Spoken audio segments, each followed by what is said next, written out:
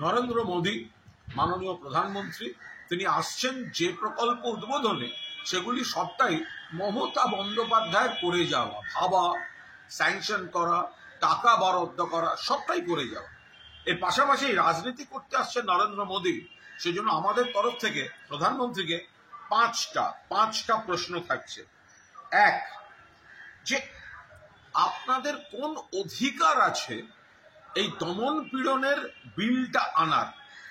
এই যে বিলটা এনেছেন, অমুক শাস্তি তমুক শাস্তি, আপনাদের কি অধিকার আছে যেখানে আপনাদের নেতারাই অভিযোগে অভিযুক্ত এবং এজেন্সিগুলো আপনাদের দ্বারা অপব্যবহার হতে যাচ্ছে?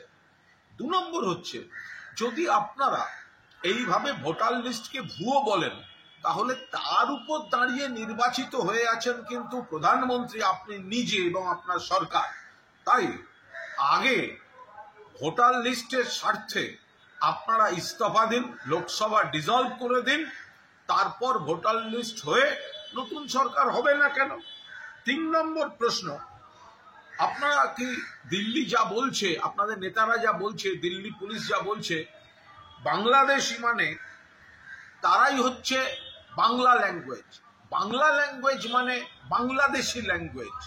বাংলা ভাষাকে এত বড় অপমান আপনারা সাপোর্ট করেন? আপনারা মনে করেন যে বাংলা ভাষা মানে বাংলাদেশি ভাষা? বাংলাদেশে তাদের ভাষা বাংলা, এখানে ভারতবাসী যারা বাঙালি তাদেরও ভাষা বাংলা, কত দেশ ছড়িয়ে আছে কত ভাষা, কিন্তু বাংলা ভাষা মানে বাংলাদেশি ভাষা। এই কথাটা নরেন্দ্র মোদী আপনি কেন নিন্দা করেননি?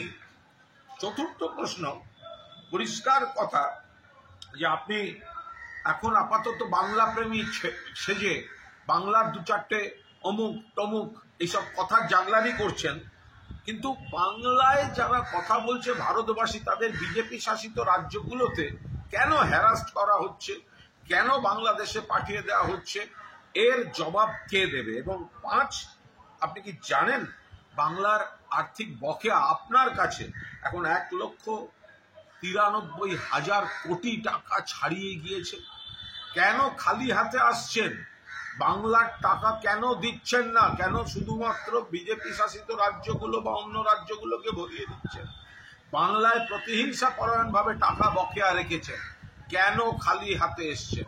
এই 5টা প্রশ্নের জবাব আপনাকে দিতে হবে।